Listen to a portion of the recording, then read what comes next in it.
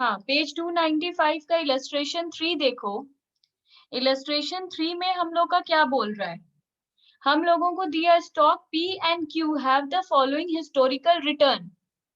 P और Q दो stock है, ठीक है।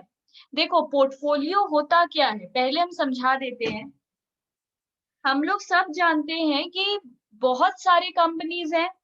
तो सोचो एक P नाम का कंपनी है, Q नाम का कंपनी है, एक R है, S है, ऐसा दुनिया में बहुत सारा कंपनी है। अब कुछ लोग क्या करते हैं, सिर्फ P का शेयर खरीद लेते हैं, या फिर सिर्फ Q का खरीद लेते हैं, या सिर्फ R का खरीद लेते हैं, या सिर्फ S का शेयर खरीद लेते हैं। ये सारे कंपनीज हैं। कोई भी सोचो, तुमको मन किया तुम इसका खरीद ली, मेरे को मन किया हम इसका खरीद लिए। शेयर में कैसा होता है, अगर हम लोग 10 रुपया में खरीदे हैं, तो अगर इसका रुपया 12 रुपया हो जाएगा, तो हम लोग इसको बेच देंगे और 2 रुपया प्रॉफिट हो जाएगा। यही लॉजिक होता है। पर ऐसा भी तो हो सकता है कि 10 रुपए से इसका प्राइस गिरकर 8 रुपया हो गया और हम लोगों को 2 रुपया का लॉस हो गया। तो ये सिर्फ हम लोग के पास अगर 10 रुपया था और हम लोग पूरा रुपया P में ही डाल दिए, ये सोचकर कि प्रॉफिट होगा, पर लॉस हो गया, तो हम लोग का पूरा रुपया डूब जाएगा। तो कुछ लोग सिर्फ अकेले एक कंपनी में इन्वेस्ट नहीं करते हैं। कुछ लोग क्या करते हैं, ये चारों में इन्वेस्ट करते हैं थोड़ा थोड़ा। मतलब अगर मेरे पास 10 लाख रुपया है, तो हम पूरे से P का शेयर नहीं खरीदेंगे। हम इससे खरीदेंगे 3 लाख का शेयर, इससे खरीद लेंगे 3 लाख का शेयर, इससे खरीद लेंगे 2 लाख का शेयर और इससे खरीद लेंगे 2 लाख का शेयर। तो हम क्या किए, अपने फंड को, ये मेरा फंड है, हम मेरे पास जो फंड था या फिर रिसोर्स था, इसको हम डाइवर्सिफाई कर दिए। डाइवर्सिफाई कर देना कहते हैं इसको। डाइवर्सिफाई करने का मतलब होता है अपने पैसे को किसी एक बास्केट में नहीं डालकर हम डिफरेंट बास्केट में डालेंगे। इस तरह क्या होगा, अगर सोचो कुछ बुरा हुआ, P का शेयर का प्राइस गिर गया और R के शेयर का प्राइस गिर गया, पर Q और S के शेयर का प्राइस बढ़ गया, तो इन दोनों का जो लॉस होगा, इन दोनों के प्रॉफिट से वो कंपेंसेट हो जाएगा। हो सकता है इससे मेरे को 50,000 का लॉस हुआ और इससे भी मेरे को 60,000 का लॉस हुआ, पर इससे मेरे को 1 लाख का प्रॉफिट हो गया, इससे मेरे को 50,000 का प्रॉफिट हो गया। तो ऑल टोटल मिलाकर मेरे को 40,000 का प्रॉफिट हो गया। तो इसलिए लोग अपने फंड को एक जगह पे नहीं डालकर डिफरेंट जगहों पर डालते हैं। इसको डिफरेंट जगह पर डालने को कहते हैं अपना पोर्टफोलियो बनाना। तो अगर कोई बोलता है कि हम तो पोर्टफोलियो बनाते हैं, मतलब वो किसी एक कंपनी का या दो कंपनी का शेयर नहीं खरीदता है, वो एक साथ अपने 1 रुपए को प्लानिंग करके डिफरेंट कंपनी में डालता है, जिसको वो कहता है पोर्टफोलियो। और उस पोर्टफोलियो को मैनेज करने को कहते हैं पोर्टफोलियो मैनेजमेंट। अब इसको मैनेज करने का क्या मतलब है? इसको मैनेज करने का ये मतलब है कि हम लोग रिस्क, इसका टाइम टू टाइम मेजर करेंगे, उससे कितना रिटर्न आता है ये मेजर करेंगे, और कब उससे कितना हम लोग को सेल कर देना है ये हम लोग पता करेंगे। तो ये सब जो हम लोग देखते हैं, निकालते हैं, इसको कहते हैं पोर्टफोलियो मैनेज करना। कितना रिस्क है अभी, क्योंकि ये तो हर दिन बदलता है, तो हर दिन इसका ध्यान रखना, हर दिन इसका ध्यान रखना पड़ता है। तो हर दिन हम लोग हर दिन तो नहीं करते हैं, बट बीच बीच में रिस्क कैलकुलेट करते हैं, रिटर्न कैलकुलेट करते हैं और अपने पोर्टफोलियो को मैनेज करते हैं। तो इस चैप्टर में हम लोग रिस्क निकालना सीखेंगे और रिटर्न निकालना सीखेंगे। पर क्वेश्चन कैसे है, हम लोगों को दो तरीके से क्वेश्चन देगा। बोलेगा सिर्फ P का रिस्क निकालो और रिटर्न निकालो, सिर्फ Q का रिस्क निकालो और रिटर्न निकालो। सिर्फ इसका मतलब ईच कंपनी के स्टॉक का बोलेगा, ईच कंपनी के स्टॉक का बोलेगा रिस्क निकालो या फिर रिटर्न निकालो। ईच कंपनी का, एक एक कंपनी का निकलवाएगा। और दूसरा क्वेश्चन पूछेगा पोर्टफोलियो का रिस्क बताओ और रिटर्न बताओ। पोर्टफोलियो का मतलब एक साथ चारों का बताओ मेरे को रिस्क और रिटर्न, तो डेफिनेटली फॉर्मूला अलग होता होगा। ये इंडिविजुअल का है, ये ग्रुप का है, तो फॉर्मूला अलग हो जाएगा। अब इसमें डेफिनेटली हम लोग जो रिटर्न निकालेंगे वो कोई कंफर्म रिटर्न तो होगा नहीं कि इतना ही रिटर्न होगा। मतलब हम अगर निकाल लिए फॉर्मूला से कि मेरे को 10% का रिटर्न होगा, तो मेरे को 10% का ही रिटर्न होगा, ऐसा तो नहीं है। ये मेरे को लगता है, हम ये कैलकुलेट किए हैं, इसलिए इस चैप्टर में इसको रिटर्न नहीं, एक्सपेक्टेड रिटर्न कहते हैं। एक्सपेक्टेड रिटर्न क्यों कहते हैं? क्योंकि ये हम लोग को मिला नहीं है, अभी हम लोग कैलकुलेट कर रहे हैं कि अगर हम लोग पी में इन्वेस्ट करें और क्यू में इन्वेस्ट करें, आर में इन्वेस्ट करें, तो मेरा कितना रिटर्न होगा। तो ये मेरा एक्सपेक्टेड है, इसलिए इसको हम लोग एक्सपेक्टेड रिटर्न इस तरह लिखते हैं। रिस्क को रिस्क ही लिखते हैं, कहीं कहीं एसडी लिखा हुआ रहेगा, मतलब स्टैंडर्ड डेविएशन। अब हम लोग क्वेश्चन देख रहे हैं इलस्ट्रेशन 3 में। अब क्वेश्चन देखो, हम लोग का ईयर है 2009 से 2013 और इसमें हम लोगों को दिया है स्टॉक पीज रिटर्न।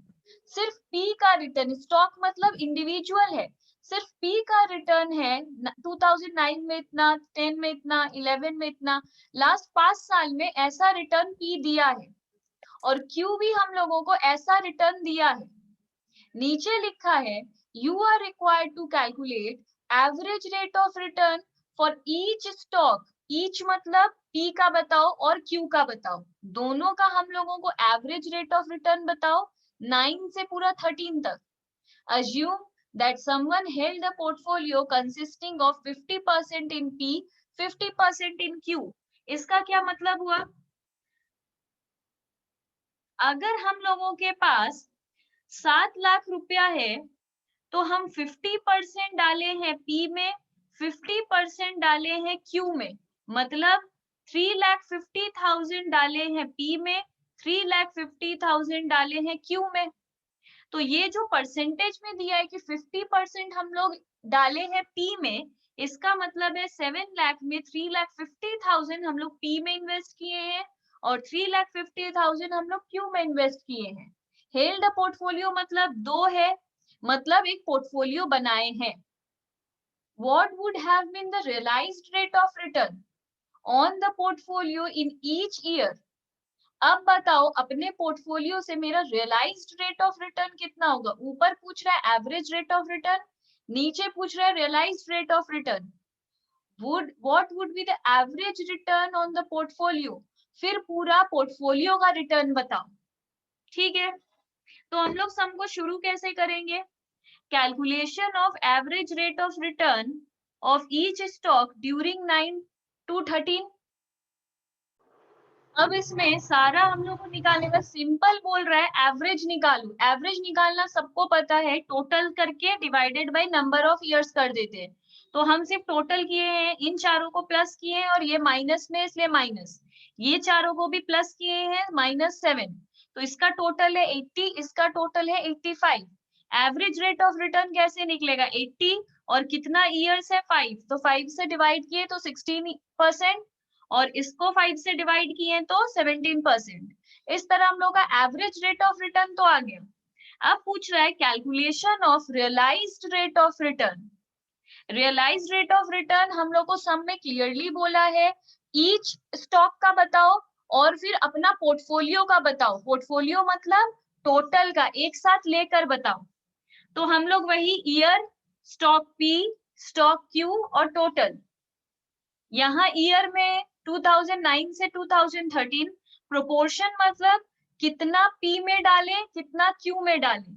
तो हम लोग हर साल ही 50-50 का अपना प्रोपोर्शन रखते थे, तो ये लिखे प्रोपोर्शन। इधर भी प्रोपोर्शन, मेरा इधर 0.50 है, इधर भी 0.50 है, क्योंकि हम 50-50 का पोर्टफोलियो बनाए, 50% पी में, 50% क्यू में। तो हर साल हम यही मेंटेन रखे हैं, इसलिए हर साल सेम रिटर्न, सेम जो हम यहाँ पे रिटर्न लिखे थे वही रिटर्न यहाँ, इसका भी यहाँ। अब पी से कितना मिला, दिस इंटू दिस, जो रिटर्न हुआ वो इससे इंटू हो जाएगा, तो हम लोग का नेट रिटर्न आ जाएगा। एन आर मतलब नेट रिटर्न, तो नेट रिटर्न इसको इंटू करके निकालो।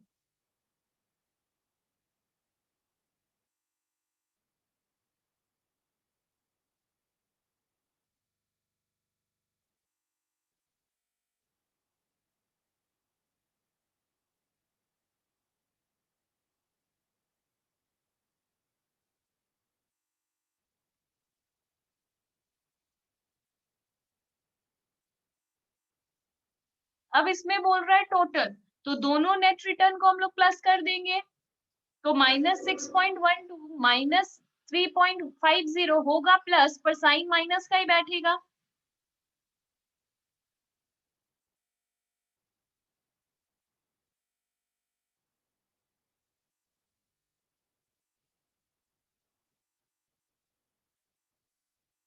अब हम लोग को बोला पूरा 5 इयर्स का पी का रिटर्न बताओ, तो इसको टोटल कर देंगे। पूरा 5 साल का क्यू का रिटर्न बताओ, और दोनों का मिलाकर भी रिटर्न बताओ।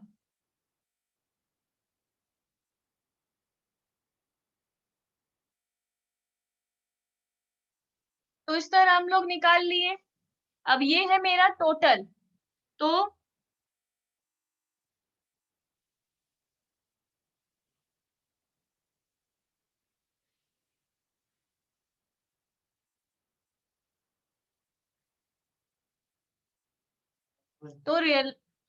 रियलाइज्ड रेट ऑफ रिटर्न कितना होगा, 82.51 डिवाइडेड बाई 5।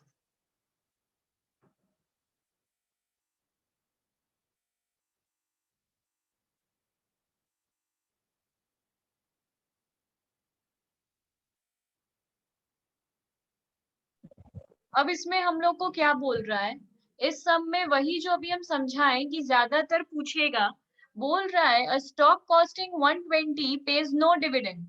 हम लोग का एक शेयर्स है जिसका प्राइस है, कॉस्ट प्राइस था 120, मतलब हम लोगों ने उसे 120 में खरीदा है, पर वो लोग कोई डिविडेंड नहीं देते हैं। The possible price that the stock might sell for at the end of the year. अब हम लोग खरीदते वक्त कुछ तो सोचते होंगे ना, कि शेयर 120 में खरीद रहे हैं, इसका प्राइस या तो ये रहेगा या तो ये रहेगा। तो हम लोग के दिमाग में 6 प्राइस है, या तो उसका प्राइस 115 होगा, या 120 होगा, या 125 होगा, उसका इतना सारा प्राइस हो सकता है, इसलिए इसको पॉसिबल प्राइस बोल रहे हैं। अभी से हम लोग हिसाब कर रहे हैं कि उसका कितना प्राइस हो सकता है। प्रोबेबिलिटी का मतलब होता है चांस। 115 रुपया होने का कितना चांस है, 10% चांस है। 0.1 मतलब 10% चांस है। 120 होने का भी 10% चांस है। 125 होने का 20% चांस है। तो दिस इज प्रोबेबिलिटी, इतना चांस है। अब हम लोग को बोल रहा है निकालो एक्सपेक्टेड रिटर्न। तो हम लोग एक्सपेक्टेड रिटर्न कैलकुलेट करेंगे कैसे, सबसे पहले हम लोग लिखेंगे इधर,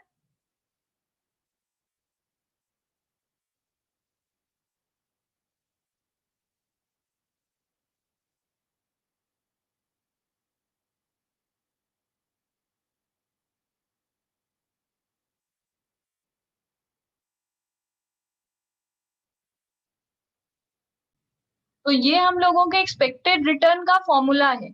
फॉर्मूला क्या है, मार्केट प्राइस एंड, मतलब एंड में जो मार्केट प्राइस होगा माइनस बिगनिंग में जो मार्केट प्राइस होगा plus dividend, divided by market price जो बिगनिंग में होगा इनटू 100।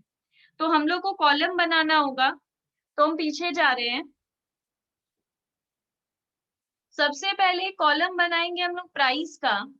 प्राइस जो भी दिया हुआ था सारा पॉसिबल प्राइस वो लिख लो, 115, 120, 125, 130, 135 और 140।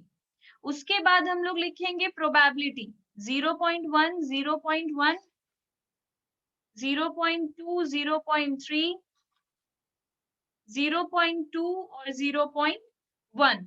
ठीक है, इसके बाद हम लोग यहाँ पर निकालेंगे रिटर्न का परसेंटेज, जिसका फॉर्मूला अभी पीछे दिए। तो रिटर्न का क्या होगा, यहाँ पर बिगनिंग प्राइस क्या है 150, और हम लोगों का पहले है एंड फिर है बिगनिंग। ठीक है, तो यहाँ पर हम लोगों का एंड प्राइस और बिगनिंग प्राइस को हम लोग को माइनस करना है। ठीक है, तो एंड प्राइस क्या है 120, बिगनिंग प्राइस कितना है 115, ये एंड है ये बिगनिंग है। ठीक है,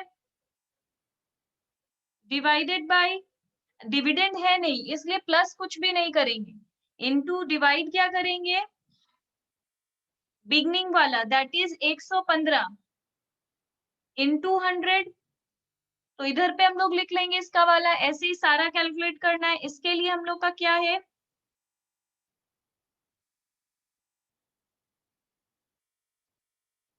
एंड है हम लोग का 125, बिगनिंग है 120,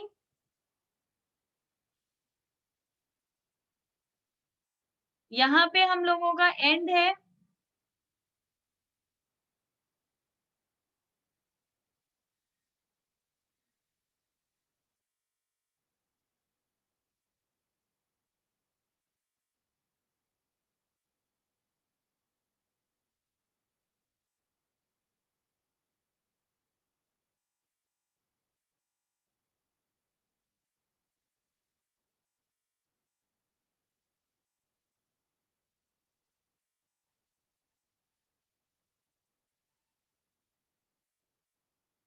और यहाँ पर हम लोग क्या लेंगे जो स्टार्टिंग में 120 दिया हुआ था वो वाला प्राइस, यहाँ लास्ट में बिगनिंग हम लोग मानेंगे उसको, इन सबको हम लोग कैलकुलेट कर लेंगे।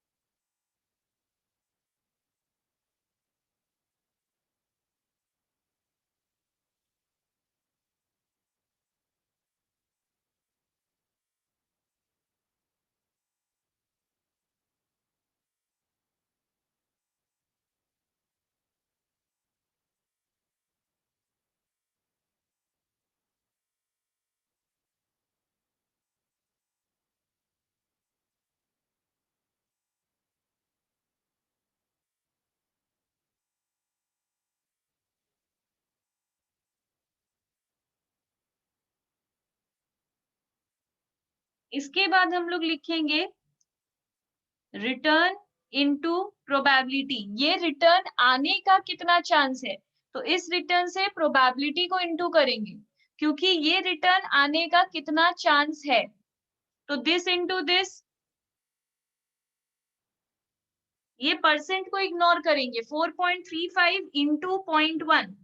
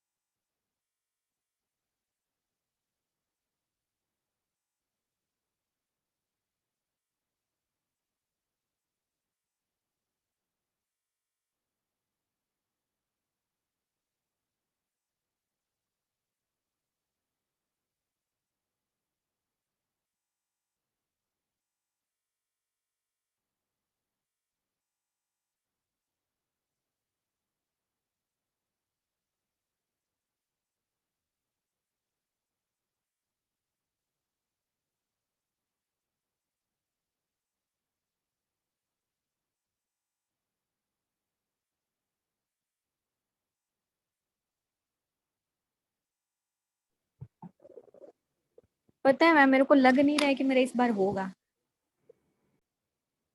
तो सिस्टेमैटिक रिस्क और अनसिस्टेमैटिक रिस्क होता क्या है, सिस्टेमैटिक रिस्क होता है जिसपे हम लोगों का कोई कंट्रोल नहीं होता है, जैसे कि मार्केट में सोचो, आज शेयर सोचो, रिलायंस का हम लोग शेयर खरीद के रखे थे, ठीक है।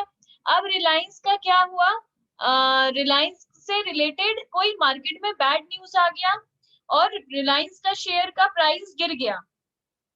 तो ये एक पर्टिकुलर कंपनी का बात कर रहे हैं, तो एक पर्टिकुलर कंपनी का बात हो रहा है, तो सिर्फ रिलायंस का हम क्या करेंगे, शेयर को सेल कर देंगे और दूसरी जगह कुछ करेंगे, या फिर हम जल्दी से अपना पोर्टफोलियो ही तो है मेरा, इसका शेयर बेचकर उस दूसरा जो अच्छा कंपनी है उसका शेयर खरीद लेंगे।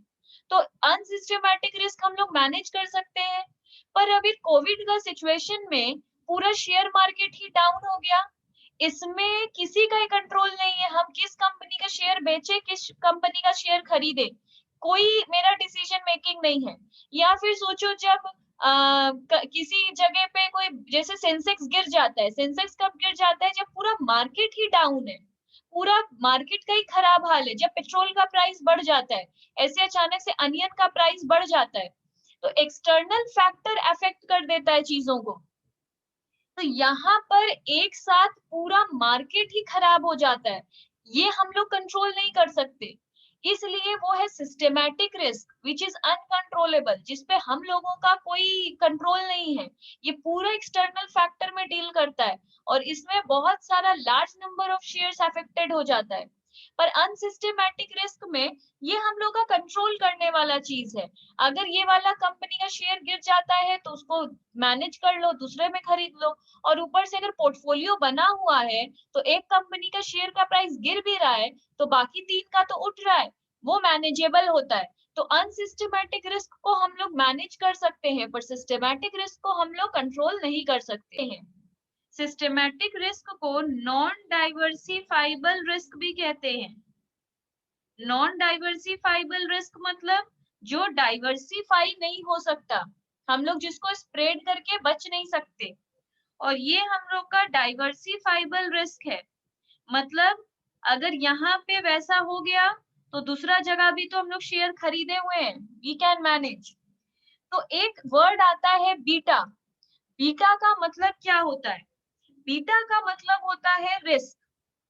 तो याद रखना होगा हम लोग को, बीटा एक वर्ड है जिसका सिंबल है ऐसे, इसका मतलब होता है रिस्क, हम लोग यही जानते हैं। पर ये कौन सा रिस्क है, ये सिस्टेमैटिक रिस्क है, इसको हम लोग को कैलकुलेट करना पड़ता है। देखो, हम लोग जब भी किसी जगह पे इन्वेस्ट करते हैं तो दो तरीके का रिस्क होता है, एक सिस्टेमैटिक, एक अनसिस्टेमैटिक। हो सकता है वो रिस्क हम लोग के कंट्रोल का हो, इंटरनल रिस्क, इंटरनल फैक्टर से वो इम्पैक्ट हुआ है, पूरा मार्केट में ही गिरा है, हम लोग कंट्रोल कर लेंगे। पर अगर पूरा मार्केट में ही कुछ खराब हो गया है जिसकी वजह से शेयर मार्केट में इम्पैक्ट पड़ गया है, तो वो सिस्टेमैटिक रिस्क है, उसको हम लोग कंट्रोल नहीं कर पाएंगे। तो एटलीस्ट हम लोग उसको कैलकुलेट करके तो रख सकते हैं कि कितना हो सकता है सिस्टेमैटिक रिस्क। मतलब अगर एक कंपनी में इन्वेस्ट कर रहे हैं, हम लोग 10 लाख रुपया लगा रहे हैं, तो कितना रिस्क हम लोग ले रहे हैं जिसको कंट्रोल ही नहीं कर पाएंगे, वो रिस्क तो हम लोग कैलकुलेट करेंगे। इसलिए हम लोग कहते हैं ये है, हम लोग बीटा को कैलकुलेट करते हैं। तो इसका क्या मतलब है, ये किस, इसका फैक्टर क्या है,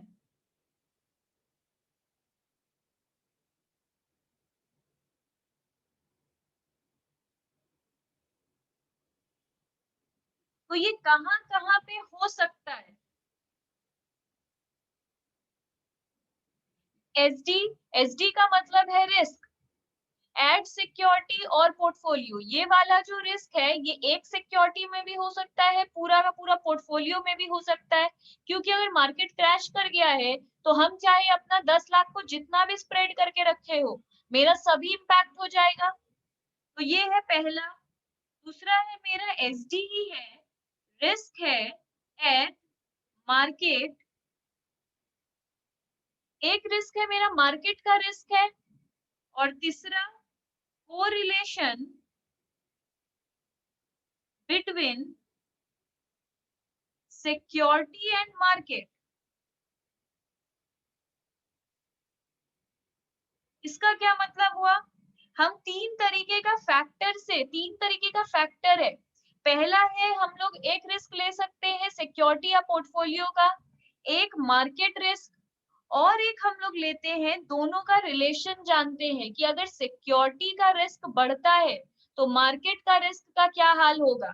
इसमें हम लोग दोनों का कोरिलेशन पढ़ते हैं। कोरिलेशन का मतलब है रिलेशन बिटवीन टू वेरिएबल। अब यहाँ पे हम लोग पढ़ेंगे बीटा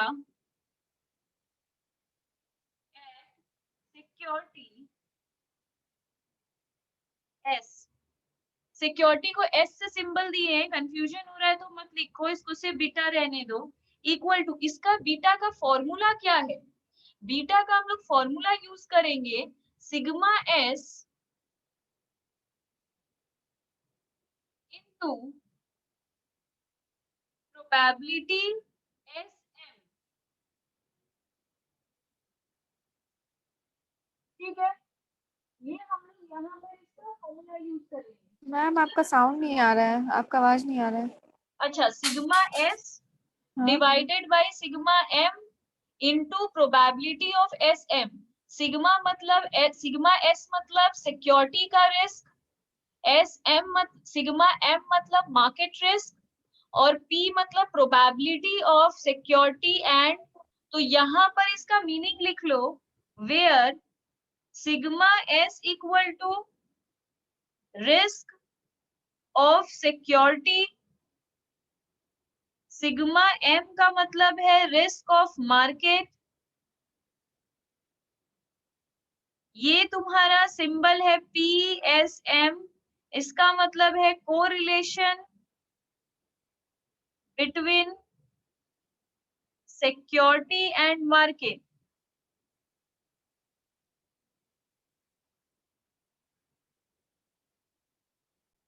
अब यहाँ पे हम लोग पढ़ रहे हैं बीटा का मतलब है एक मूवमेंट पता करना, एक्सपेक्टेड मूवमेंट निकालना।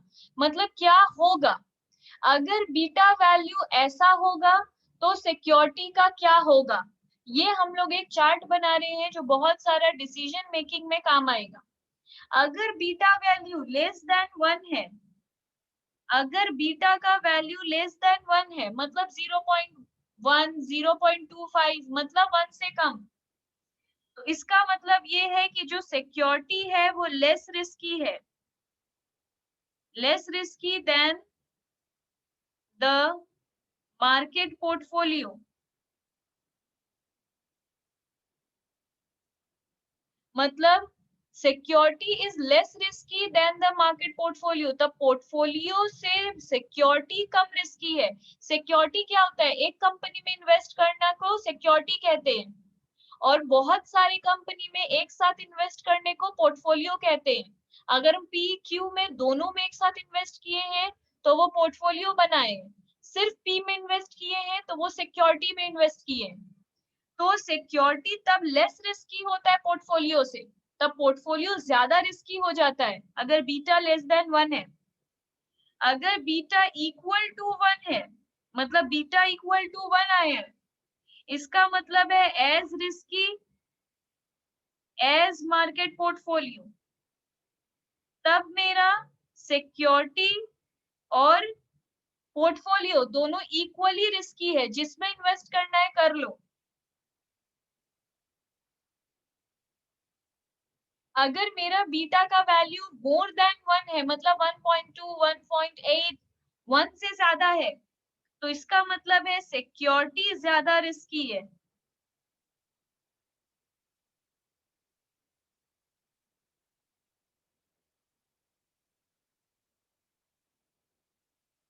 इसका मतलब है security is more risky than the market portfolio. अगर मेरा बीटा लेस देन 0 है, मतलब बीटा अगर नेगेटिव है तो क्या होगा? अगर नेगेटिव बीटा है तो inverse relationship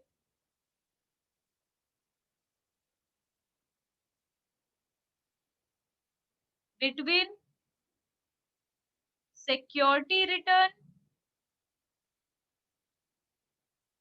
and market return. तो फिर ये कोरिलेशन बताने लगता है। अगर लेस देन 0 है मतलब नेगेटिव बीटा है, तो सिक्योरिटी रिटर्न और मार्केट रिटर्न में इनवर्स रिलेशनशिप रहेगा।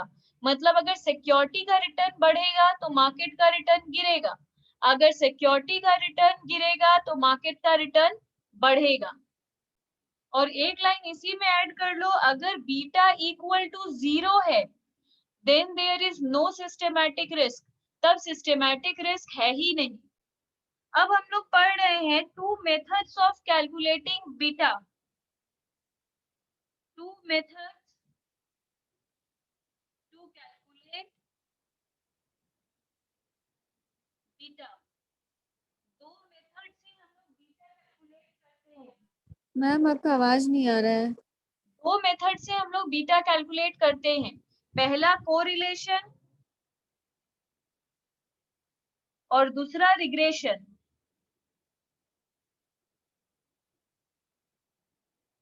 ठीक है, कोरिलेशन से हम लोग कैसे करते हैं? कोरिलेशन में हम लोग को दो देगा, एक विथ प्रोबेबिलिटी एक विदाउट प्रोबेबिलिटी।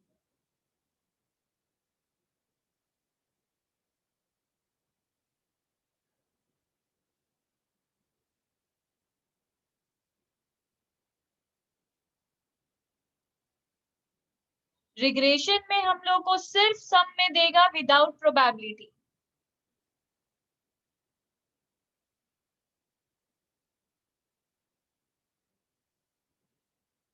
ठीक है, ये हम लोगों को याद रखना होगा। अब हम लोग पढ़ रहे हैं एक एक करके। पहले हम लोग सीख रहे हैं कोरिलेशन। कोरिलेशन क्या होता है? जब दो चीज का हम लोग रिलेशनशिप निकालते हैं।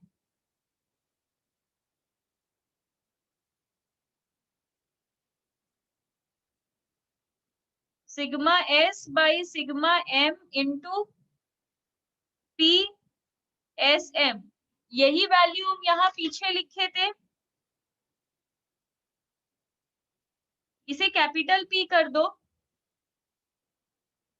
स्मॉल पी हम लोग प्रोबेबिलिटी से डिनोट करते हैं, इसलिए इसको कैपिटल पी कर दो। Capital P means correlation.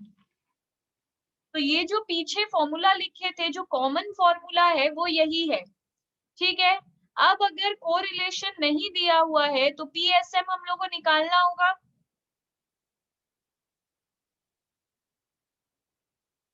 तो पीएसएम हम लोग कैसे निकालेंगे? Expected covariance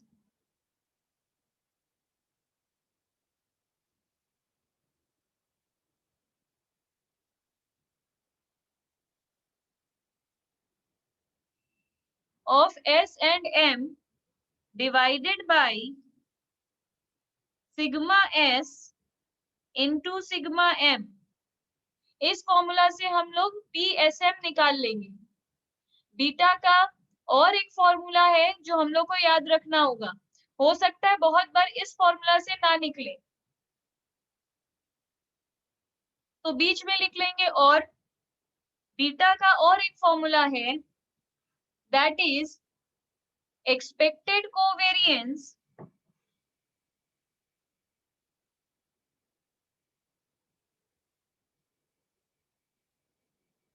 of S and M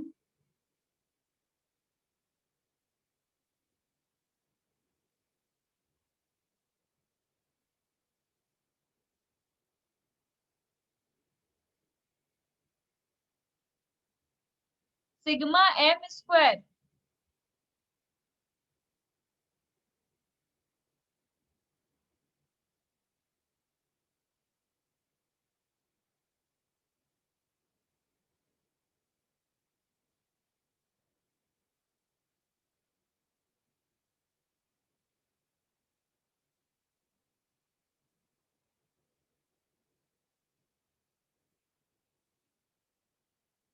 यहाँ पे डिवाइडेड बाय मत दो, into P। P means probability. Illustration 14 में दिया है the distribution of return of security P and market portfolio Q is given below. P एक सिक्योरिटी है जिसका रिटर्न दिया हुआ है, और मार्केट पोर्टफोलियो है पूरा Q। मेरे पोर्टफोलियो का नाम है Q। तो रिटर्न कितना है P और Q से? प्रोबेबिलिटी दिया हुआ है, रिटर्न दिया हुआ है. You are required to calculate the expected return of security P and market portfolio Q. The covariance between the market portfolio and security and beta for the security. यहाँ पे हम लोगों को क्या बोल रहा है? कोवेरियंस फाइंड करने के लिए covariance between market portfolio and security, और फिर बीटा भी फाइंड करने को बोल रहा है. ठीक है, तो हम लोग कैसे करेंगे? सबसे पहले हम लोगों को एक्सपेक्टेड रिटर्न निकालना है, क्योंकि क्लियर बोल रहा है you are required to calculate expected return. तो जो सबसे पहले बोला है वो पहले निकालेंगे. तो लिखो कैलकुलेशन ऑफ एक्सपेक्टेड रिटर्न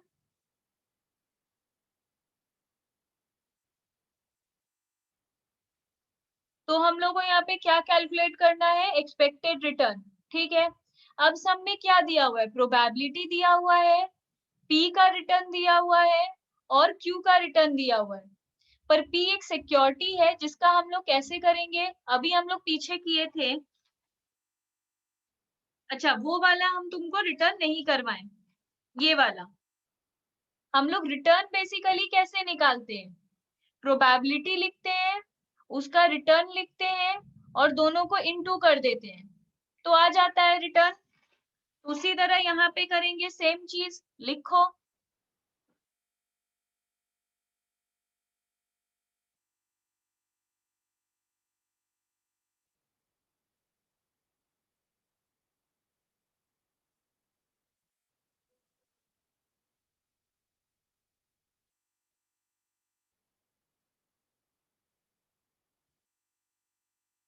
वहां पे नेट रिटर्न था, यहाँ एक्सपेक्टेड रिटर्न है, सिर्फ इनटू कर देंगे. 30 इंटू 0.3.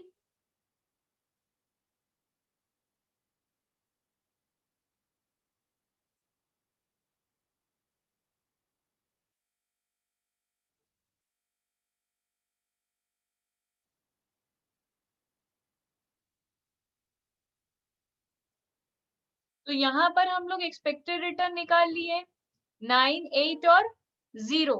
ओके, इसके बाद हम लोग को बोल रहा है, देखो जब भी हम लोग को बोलेगा रिस्क निकालने तो इसको बहुत सिंपली हम लोग करेंगे. ये देखो समझ में आ जाएगा. सबसे पहले हम लोग रिटर्न परसेंटेज निकाले. देखो हम लोग, ये क्या है? ये जो रिटर्न दिया है, ये दिया है हम लोग का पास्ट हिस्ट्री. हम लोग को लगता है 30%. प्रोबेबिलिटी क्या होता है? हम लोग को लगता है, तो 30 से 30 रिटर्न आएगा ऐसा हम लोग को लगता है. ठीक है, एक्सपेक्टेड रिटर्न क्या है? अगर मेरे को लगता है कि इससे 30 रिटर्न आने वाला है और इसका प्रोबेबिलिटी है 0.3%, तो मेरा एक्सपेक्टेड है कि मेरे को 9% मिल जाएगा. तो ये बेसिकली मेरा एक्सपेक्टेड है. ठीक है, अब हम लोग को बोल रहा है रिस्क निकालने. रिस्क जब भी बोलता है हम लोग के माइंड में आना चाहिए कि बीटा निकालने बोल रहा है. ठीक है, अब इसका क्या मतलब है? हम लोग रिटर्न सोचे थे इतना, एक्सपेक्टेड का टोटल हम लोग रखते हैं, हमेशा टोटल रखते हैं 17%. तो ये डेविएशन का मतलब होता है दूरी. डेविएशन का मतलब समझ के रखना होगा, दूरी. दूरी मतलब देखो, अगर हम किसी एग्जाम के लिए प्रिपरेशन कर रहे हैं तो हम पहले से हर आदमी सोचता है कि उसका कितना परसेंट आएगा. सोचो, वो सोचा कि मेरा 80% आ जाएगा. अब इससे कम भी आ सकता है, इससे ज्यादा भी आ सकता है. हो सकता है मेरा 78% आए, हो सकता है मेरा 85% आए. तो ये जो हम सोचे थे और ये जो असली में आया, मतलब एक्सपेक्टेड और एक्चुअल का जो डिफरेंस है, इसको कहते हैं हम लोग डेविएशन. जो हम सोचे और जो असली में हुआ, इन दोनों के दूरी को कहते हैं डेविएशन. और यहाँ भी जो है उसको भी बोलेंगे डेविएशन. पर यहाँ पे मेरा पॉजिटिव डेविएशन आएगा, यहाँ मेरा नेगेटिव डेविएशन आएगा. तो हमेशा डेविएशन का मतलब याद रखना है, दो चीज का डिफरेंस.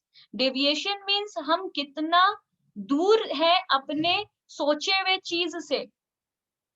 तो यहाँ पर बोल रहे हैं हम लोग को डेविएशन निकालने. तो ये ये हम लोगों का 30 है, इससे माइनस करेंगे 17, तो मेरा आ जाएगा 13।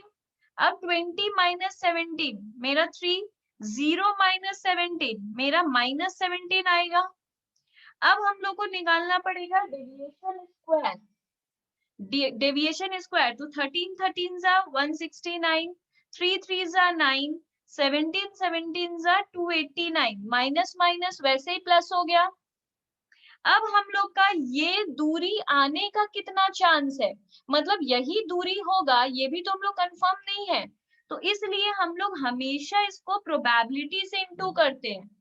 तो प्रोबेबिलिटी क्या है, पहला है 0.3, फिर है 0.4, फिर है 0.3, तो मेरा पी डी स्क्वायर क्या होगा, इन दोनों का इंटू तो करो,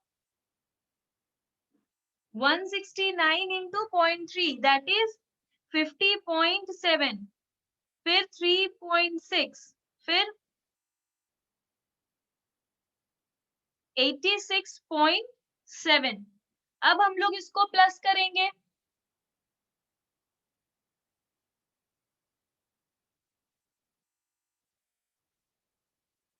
तो हम लोग का आ जाएगा 141।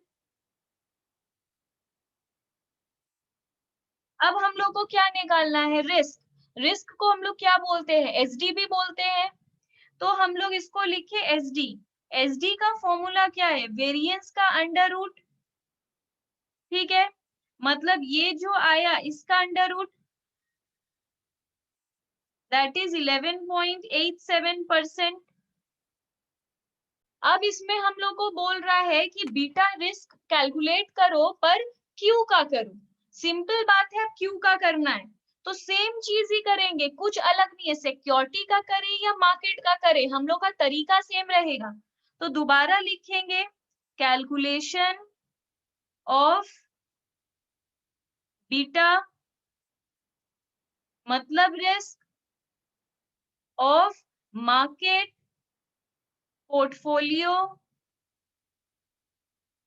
क्यू लिखेंगे। भले हम लोग यहाँ पे मार्केट पोर्टफोलियो लिखे हैं और ऊपर सिक्योरिटी लिखे हैं, पर सेम चीज करने वाले हैं। यहाँ पे भी हम लोग रिटर्न लिखेंगे और इसका परसेंट लिखेंगे। सम में हम लोग के पास क्यू का भी सब कुछ दिया हुआ है, -10, 20 एंड 35 क्लियरली सम में दिया हुआ है।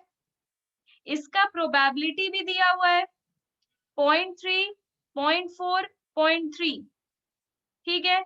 उसके बाद हम लोग एक्सपेक्टेड रिटर्न निकालते हैं, ठीक है। इसका एक्सपेक्टेड रिटर्न कैसे निकलता है, इन दोनों को इंटू ही करके, तो इंटू कर लो, ये निकलेगा -3, फिर 8, फिर 10.5। हम लोग पीछे भी रिटर्न कैसे निकाले, पी का भी रिटर्न कैसे निकाले थे, रिटर्न इनटू प्रोबेबिलिटी, यहाँ पे भी वैसे ही निकाले, कुछ अलग नहीं है। उसके बाद इसमें भी हम लोग डेविएशन निकाले हैं, इसमें भी हम लोग डेविएशन निकालेंगे, किसका, इसको प्लस करेंगे पहले, इसको प्लस करने से आएगा 15.50%, तो -10 माइनस 15.50, क्योंकि हम लोग इन दोनों का दूरी देखते हैं डेविएशन, तो माइनस ही करना पड़ेगा, तो करके देखो, तो हम लोग का आएगा -25.50, ठीक है। उसके बाद 4.5, फिर 19.5, फिर हम लोग को करना है डी स्क्वायर। अब डी स्क्वायर करेंगे तो क्या आएगा, 650.25, 20.25, 380.25। अब अगेन पी और डी स्क्वायर का इंटू, तो ये डी स्क्वायर है, ये पी है, दोनों को इंटू कर देंगे, तो 195.075, 8.1, 114.07, इसको प्लस कर देंगे तो 317.295। अब हम लोग क्या करेंगे, इसका रूट कर देंगे,